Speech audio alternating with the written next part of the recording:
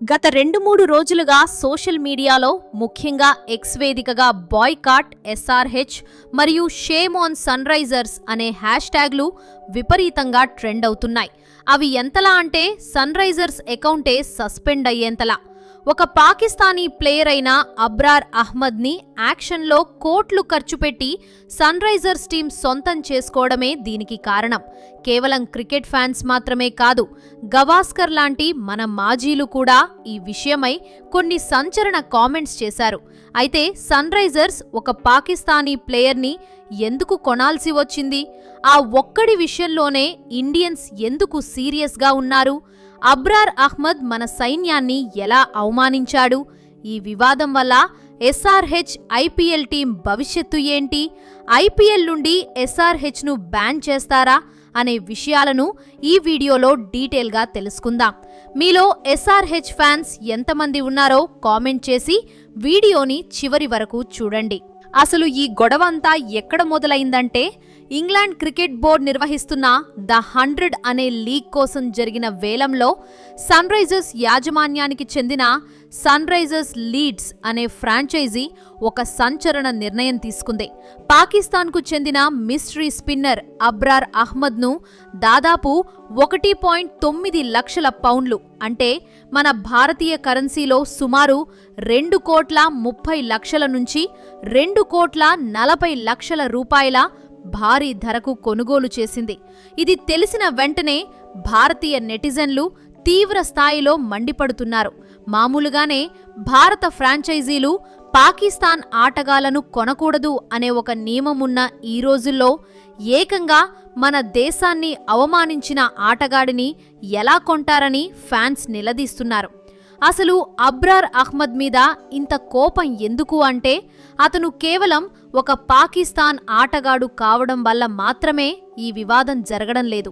అబ్రార్ అహ్మద్ గతంలో మన భారత సైన్యాన్ని, ముఖ్యంగా వింగ్ కమాండర్ అభినందన్ వర్తమాన్ గారిని ఉద్దేశించి అత్యంత దారుణంగా ఎగతాళి చేశాడు.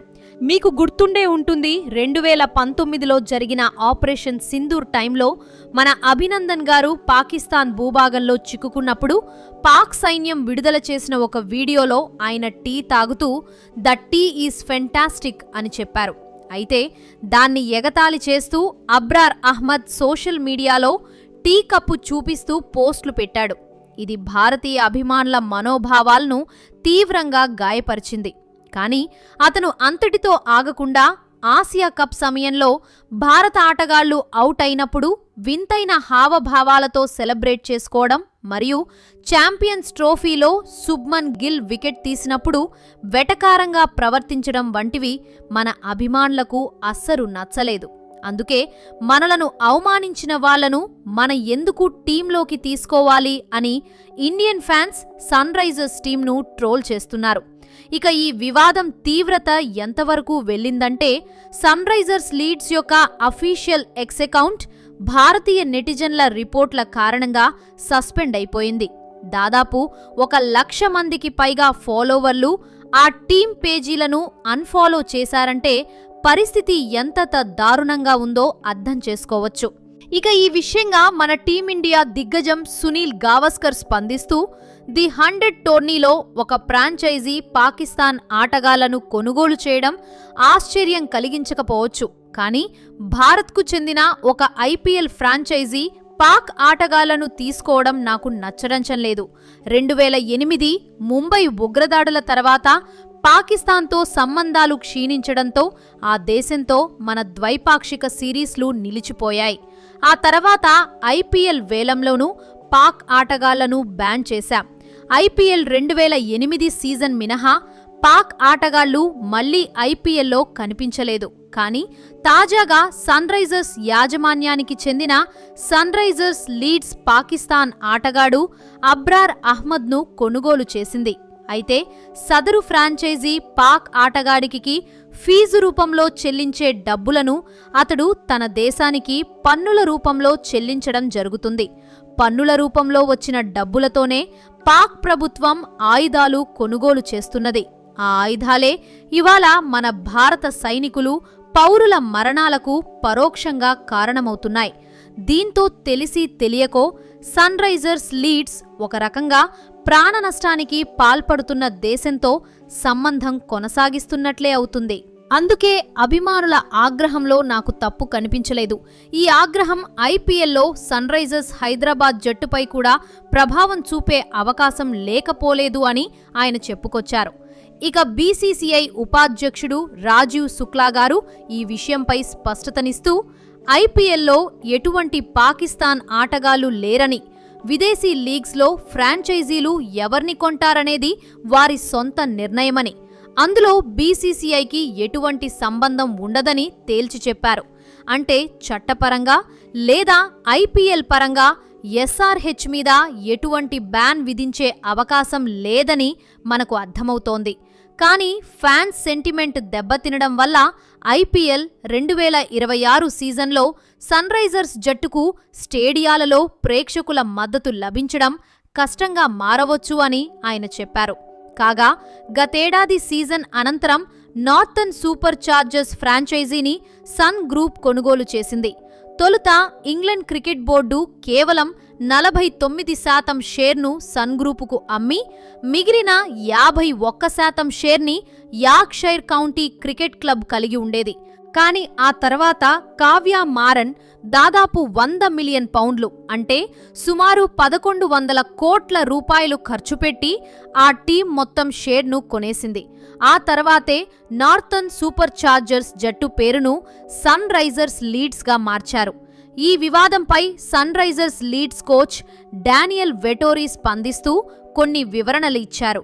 యాక్షన్ సమయంలో తమ ప్రయారిటీ లిస్ట్లో మొదట ఇంగ్లాండ్ స్పిన్నర్ ఆదిల్ రషీద్ ఉన్నారని, కానీ ఆయన దొరకకపోవడంతో సెకండ్ ఆప్షన్గా అబ్రార్ అహ్మద్ను తీసుకోవాల్సి వచ్చిందని చెప్పారు. అంతేకాకుండా ఈ యాక్షన్కు ముందు ఇంగ్లాండ్ క్రికెట్ బోర్డు అన్ని ఫ్రాంచైజీలకు ఒక కఠినమైన హెచ్చరిక జారీ చేసింది.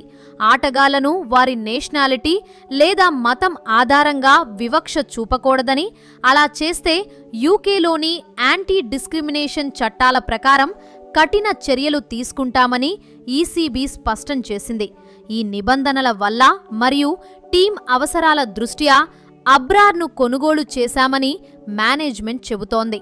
అయితే కావ్య మారన్ గారు స్వయంగా యాక్షన్ టేబుల్ వద్ద ఉండి ఇతర టీమ్స్తో పోటీపడి మరీ అబ్రార్ను దక్కించుకోవడం నెటిజన్లకు మరింత ఆగ్రహాన్ని కలిగిస్తోంది. ఇక ఇక్కడ ఒక ఆసక్తికరమైన చర్చ నడుస్తోంది. కొందరు సన్ రైజర్స్ అభిమానులు తమ టీంను వెనకేసుకొస్తున్నారు.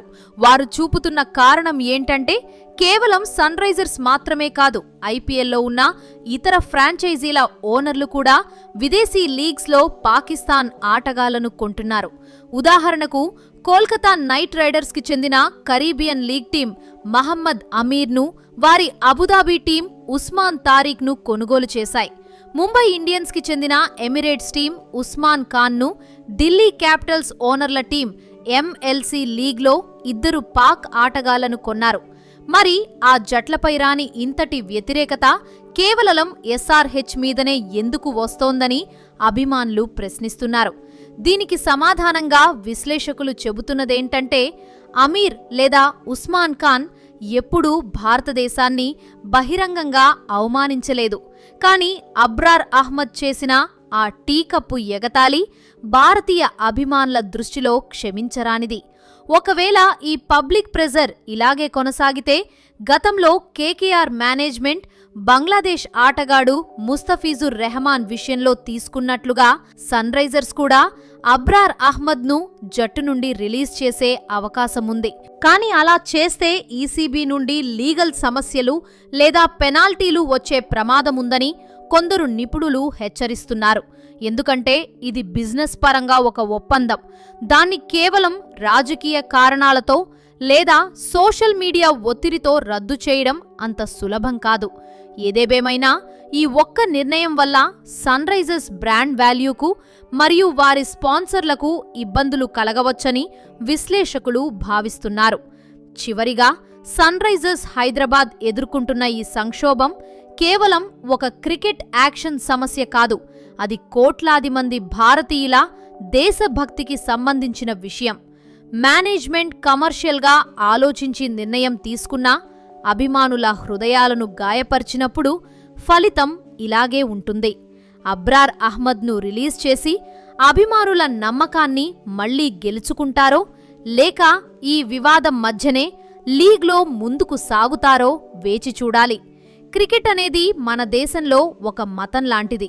అక్కడ దేశానికి చిన్న అవమానం జరిగినా అభిమానులు ఊరుకోరు అనడానికి ఈ సంఘటనే ఒక నిదర్శనం. మరి సన్ రైజర్స్ మేనేజ్మెంట్ చేసిన ఈ పనిని మీరు ఎలా చూస్తారు? సన్ రైజర్స్ టీంను అబ్రార్ కొనుగోలు చేయడంపై మీ అభిప్రాయమేంటో కామెంట్స్లో తెలియచేయండి. అలాగే ఇలాంటి మరెన్నో ఇంట్రెస్టింగ్ వీడియోస్ కోసం మా ఛానల్ను సబ్స్క్రైబ్ చేసుకోండి.